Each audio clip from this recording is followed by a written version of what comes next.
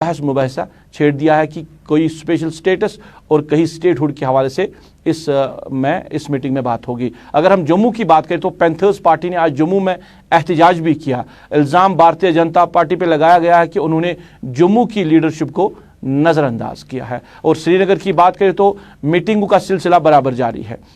National conference के लीडरान आज दूसरे रोज़ भी मिले हैं पार्टी सरपरस्त आला डॉक्टर फारूक की रिहाइशगाह पे, और जम्मू से लेकर श्रीनगर की जो लीडरशिप है वो डॉक्टर फारूक से मुलाकात हो रहे हैं इस प्रोग्राम के हवाले से। पीपल्स कॉन्फ्रेंस भी इस हवाले से जो अपनी हिकमत अमली वो तैयार कर रहा है, और पीडीपी ने पहले ही मीटिंग जो कल के दिन के हवाले से ली, और उन्होंने जो फैसला अब कल यानी जो पीएचडी का इजलास होने वाला है उस पे अब छोड़ दिया है।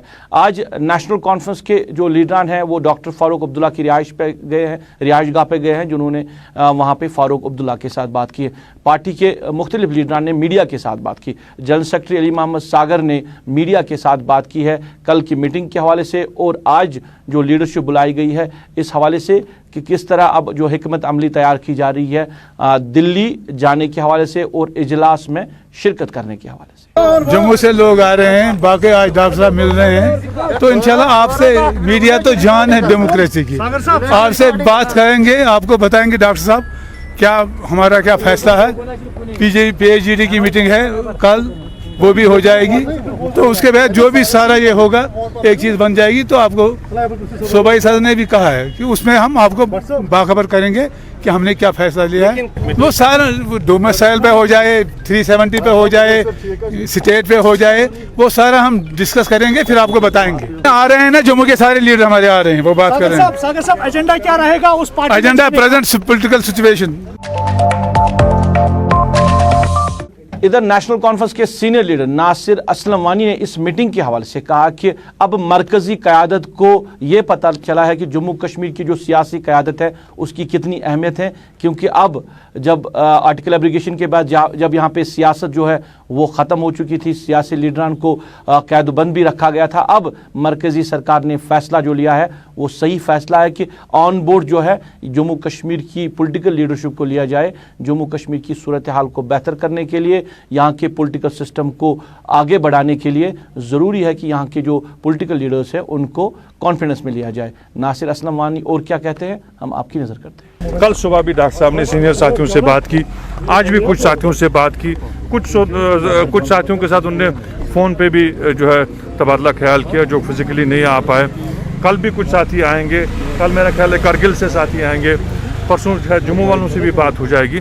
ये सिलसिला जब मुकम्मल होगा तो मेरा ये मानना है कि वेडनेसडे इवनिंग तक डॉक्टर साहब आपको खुद ही मुखातिब करके सारे जो है इस डेवलपमेंट पे आपसे बात करेंगे। ना मेरे पास कोई इतला है, ना आपके पास कोई मुसद्दिक इतला है कि क्या होने वाला है और क्या क्या एजेंडा होगा। एजेंडा फाइल होगा जिस दिन मीटिंग होगी, लेकिन हम अपनी तरफ से जो हमारा स्टैंड होगा, जो पार्टी का स्टैंड होगा, जो डॉक्टर साहब वहाँ उनसे बात करेंगे, उस बारे में जब तबादला ख्याल पूरा होगा फिर आपसे शेयर करेंगे। हम तब से ये कह रहे हैं कि ग्राउंड पे कुछ बदला नहीं, जो वो उनने बड़े दावे किए थे वो हुआ नहीं। ये भी अच्छी बात है कि उनको रियलाइजेशन आए कि यहाँ लोकल मेन स्ट्रीम के बगैर जो है मामला आगे चलने वाला नहीं है। उनके कितने भी बुलंदबाग जो दावे हों वो सब खोखले हुए, आप खुद भी ग्राउंड पे देख रहे हैं, कोई असरात नहीं हुए। जो वो दिखा रहे थे चांद तारे तोड़ के लाएंगे इन 2 साल में, वो कुछ हुआ नहीं। तो अच्छा है कि उनको अगर रियलाइजेशन हुई है बीजेपी पार्टी को।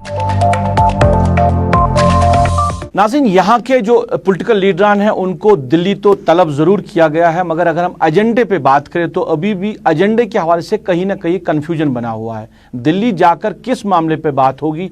क्या आर्टिकल एब्रीगेशन यानी 370 के हवाले से बात होगी, 35A के हवाले से बात होगी, या डिलिमिटेशन या इलेक्शन के हवाले से बात होगी, स्टेटहुड को लेकर बात होगी? अभी भी कहीं ना कहीं कन्फ्यूजन जो बना हुआ है, क्योंकि अभी अगर नेशनल कॉन्फ्रेंस और पीडीपी की बात करें तो वो अपने पत्ते जो है वो नहीं खोल रहे हैं। क्या वाकई में वो इस मीटिंग का हिस्सा बनेंगे या नहीं बनेंगे? हमारे सीनियर साथी हिलाल हांजुरी बराह रास्त हमारे साथ जुड़े हैं, इसी मामले पे बात होगी। हिलाल ने मुख्तलिफ लीडरान के साथ बात की है इस मीटिंग के हवाले से और क्या कुछ होने वाला इस हवाले से, तो हम भी हिलाल से ही जानने की कोशिश करेंगे आने वाले 24 जून के हवाले से क्या कुछ मुतवक्का होगा। हिलाल, खैर मकदम है आपका प्रोग्राम में। अगर हम मीटिंग की बात करें तो कहीं ना कहीं अभी कन्फ्यूजन जो है वो बना हुआ है कि मीटिंग में जाना है, मगर लीडरान ऐसा भी कह रहे हैं कि अभी जो एजेंडा है, किस एजेंडे पे बात होगी, ये अभी भी पूरी तरह क्लियर नहीं हो रहा है। देखिए रूफ, ये कहना कि जो जम्मू कश्मीर की पॉलिटिकल पार्टीज हैं जिसमें नेशनल कॉन्फ्रेंस और पीडीपी और उसके साथ साथ सीपीआई शामिल है, उन्हें एजेंडा के बारे में पता नहीं है, मुझे लगता है कि ये बात हकीकत से बईद है। क्योंकि अगर आप नेशनल कॉन्फ्रेंस और पीडीपी, सीपीआईएम तो था ही, लेकिन खासतौर पर रीजनल पॉलिटिकल फोर्सेस जो हैं वो पीडीपी और नेशनल कॉन्फ्रेंस है, इनके स्टेटमेंट्स पिछले 2 महीने से अगर आप उसका मवाजना करेंगे और उस पर थोड़ा सा देखेंगे कि किस तरह के स्टेटमेंट्स आए हैं, तो वो पिछले स्टेटमेंट से कदरे बेहतर थे और कदरे नरम भी थे।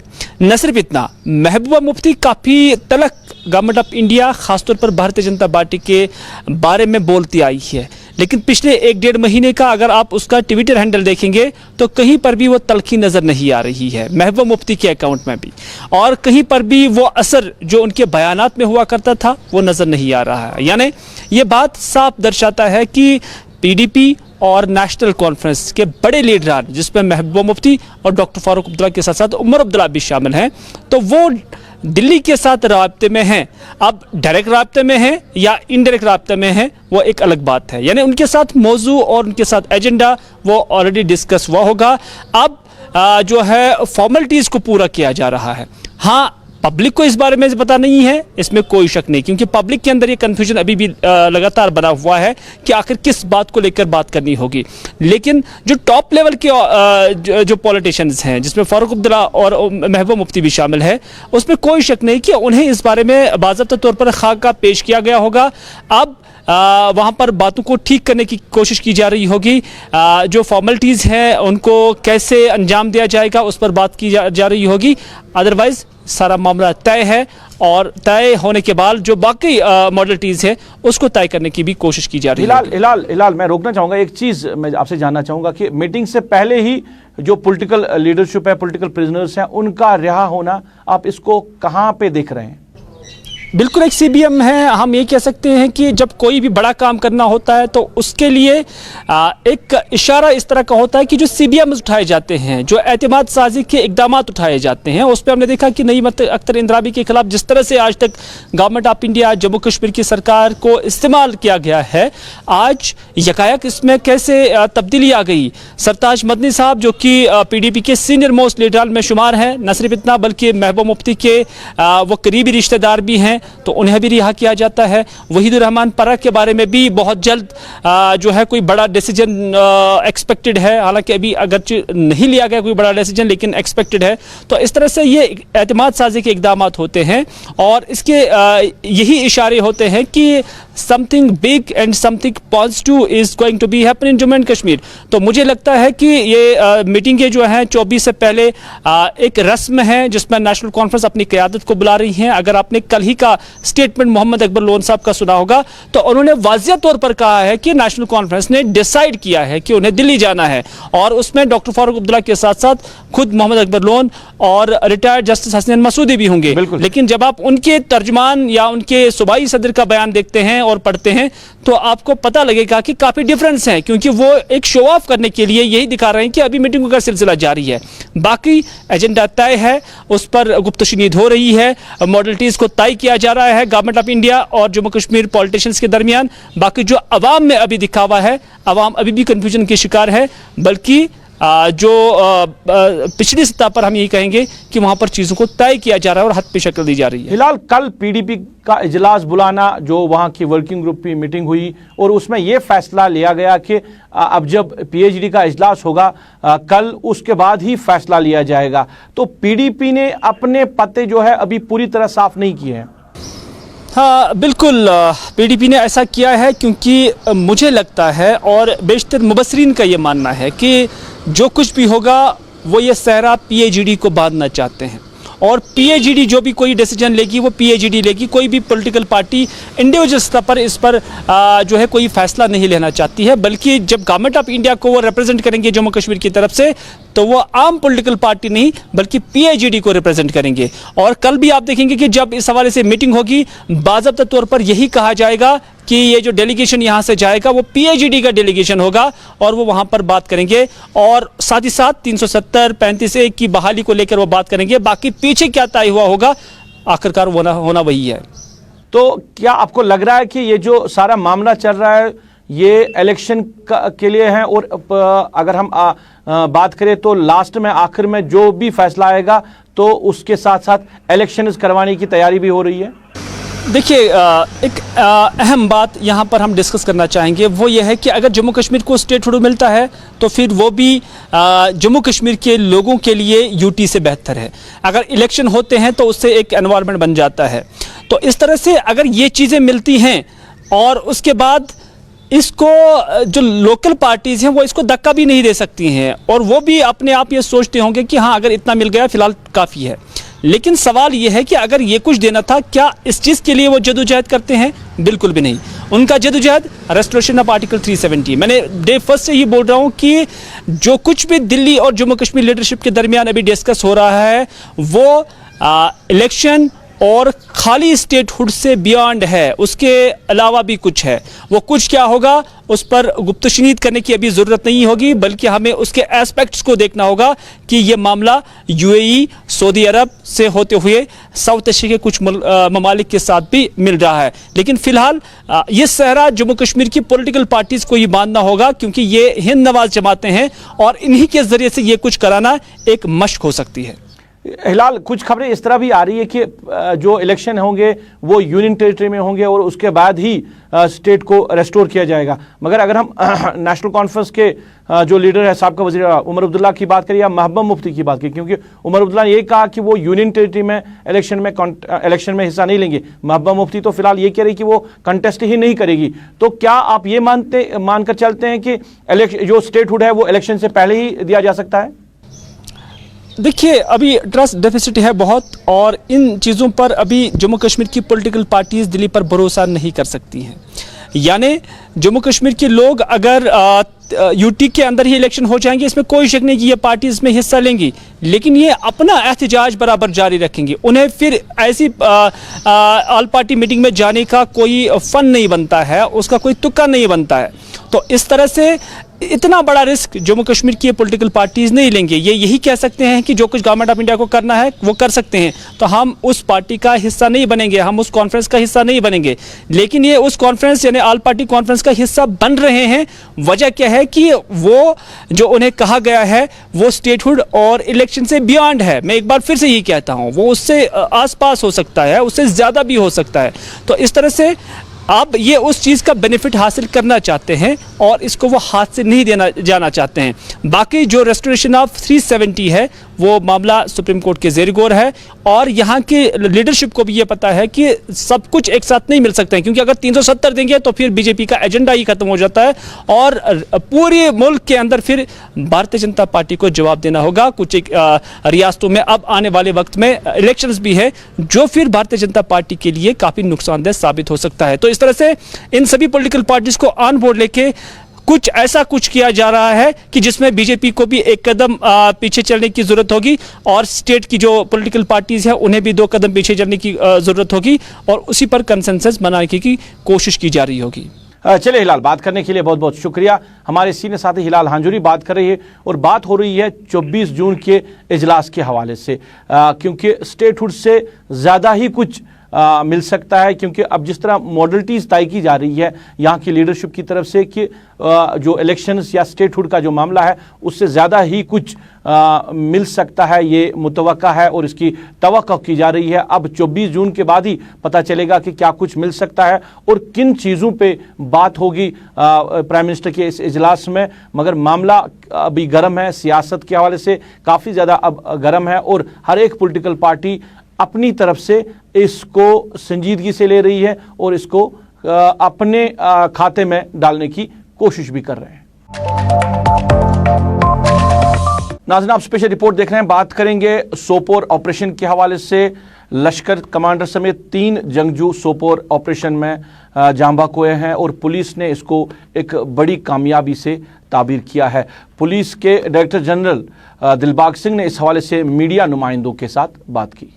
ये ऑपरेशन पिछली रात सोपुर में पुलिस, आर्मी और सीआईपी द्वारा मिलकर के किया गया, और हमारे फील्ड कमांडर्स ने इस ऑपरेशन को पूरी रात सुपरवाइज किया और सीनियर लेवल पे मेरे भाई जानब जीओसी साहब और आईजी साहब पल पल इस ऑपरेशन को मॉनिटर करते रहे। बहुत नीट एंड क्लीन साफ सुथरा ऑपरेशन हुआ जिसमें 3 बहुत ही खूंखार टेररिस्ट कमांडर मारे गए और ये तीनों के तीनों अपने आप में कमांडर थे, क्योंकि बड़े लंबे अरसे से बहुत तरह के टेरर क्राइम को ये अंजाम दे रहे थे।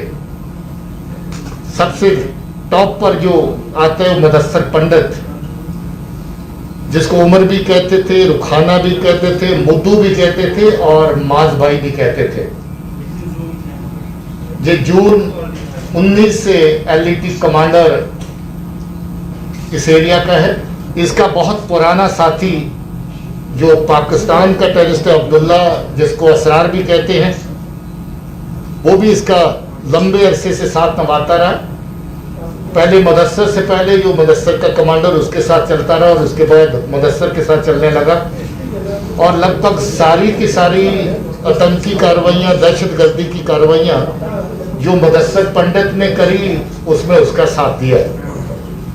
उसके अलावा तीसरा कमांडर जो है खुर्शीद अहमद मीर है, ये विराट कला सोपुर का ही रहने वाला है और ये भी कोई मई 20 से लश्कर तौबा टेररिस्ट आउटफिट के साथ मुदस्सर के ग्रुप के साथ काम कर रहा है। नाज़रीन, आप स्पेशल रिपोर्ट देख रहे हैं। बात करेंगे, आज आलमी तौर पर योगा का दिन मनाया गया है और अगर हम जम्मू कश्मीर की बात करें तो मुख्तलिफ तकारीब का इनेकाद किया गया है। श्रीनगर की बात करें, श्रीनगर के साथ साथ हर एक अजला में आज योगा की तकारीब का इनेकाद किया गया था। कि योगा डे के बारे में आपका क्या थॉट है? आज इंटरनेशनल योगा डे है जो पूरे वर्ल्ड में सेलिब्रेट किया जाता है 21 जून को। So we are really happy कि हमने इतनी ज़्यादा पार्टिसिपेशन यहाँ देखी, जबकि वी ऑल नो कि Kashmir doesn't have that popularity for yoga. But आज हम लोग देख रहे हैं कि हर कोई एज ग्रुप का बंदा आके यहाँ पे प्रैक्टिस कर रहा है yoga, and it's really good because काफ़ी लोग यही सोचते हैं कि yoga has something to do with your physical fitness only, your flexibility, strengthening, but I believe that yoga connects to your soul and it's a spiritual thing. One side of the story, we are connected with pandemic. Do you believe that yoga से थोड़ा सा at least शरीर के साथ साथ ज़हनी तनाव भी खत्म? Yes, सब बोलते हैं ना that an empty mind is a devil's workshop. तो मेरे साथ भी ऐसा ही हो रहा है। I mean पिछले 2 साल से हम लोग घर बैठे हुए हैं, हमारी ट्रेनिंग भी नहीं हो रही है, कुछ भी नहीं हो रहा। I mean स्कूल भी कितना ही जाते हैं बच्चे, I mean everything is shut.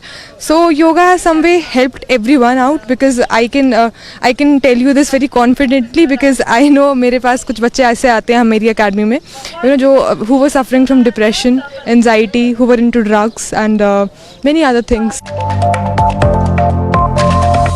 नाज़रीन, आप स्पेशल रिपोर्ट देख रहे हैं। बात करेंगे कोविड-19 के हवाले से मस्बत मामलात में वाज़ह कमी देखने को मिल रही है। श्रीनगर के साथ साथ बात करें मुख्तलिफ अजला में जो मस्बत मामलात हैं उनमें कमी देखने को मिल रही है। इस हवाले से अब एडमिनिस्ट्रेशन अब आहिस्ता आहिस्ता से अनलॉक की तरफ जा रही है और पूरी तरह अब अनलॉक करने का फैसला जो है आने वाले दिनों में लिया जा सकता है। एडमिनिस्ट्रेशन ने जम्मू कश्मीर के 8 अजला में वीकेंड कर्फ्यू को फिलहाल ख़त्म कर दिया है, मगर इसके साथ साथ लोगों से गुजारिश की गई है कि वो SOPs और गाइडलाइंस का पालन करें, क्योंकि अभी भी कोविड-19 है। अगरचे मामलात में कमी आ रही है मगर अभी कोविड-19 है और कोविड-19 में सिर्फ एक ही इलाज फ़िलहाल है, वो एहतियात है। एहतियात जितना हम कर सकते हैं उतना ही हम कोविड-19 से अपने आप को दूर रख सकते हैं। हमारे साथी इरफान फाजिल ने श्रीनगर के मुख्तलिफ इलाकों का आज दौरा किया और वहाँ पे कोविड-19 के हवाले से मामलात का जो है सूरत हाल का जायज़ा लिया। इसके साथ साथ अनलॉक और अनलॉक के बीच में कहीं वायलेशन भी हो रही है, क्योंकि पब्लिक ट्रांसपोर्ट की बात करें, जो SOPs पब्लिक ट्रांसपोर्ट को दी गई थी उन SOPs का पालन नहीं हो रहा है। मुख्तलिफ इलाकों से लोग इस तरह के इल्ज़ाम लगा रहे हैं। सिचुएशन क्या है अनलॉक के हवाले से और आने वाले दिनों में क्या कुछ फैसला आ सकता है, हमारे साथी इरफान फाजिल आप तक पहुँचा रहे हैं। कोरोना वायरस की महामारी में लॉकडाउन और लॉकडाउन के साथ साथ अनलॉक के मामलात भी दिखाई दे रहे हैं, जबकि केसेस की तादाद हो रही है डाउन, मगर साथ ही साथ अनलॉक भी चल रहा है।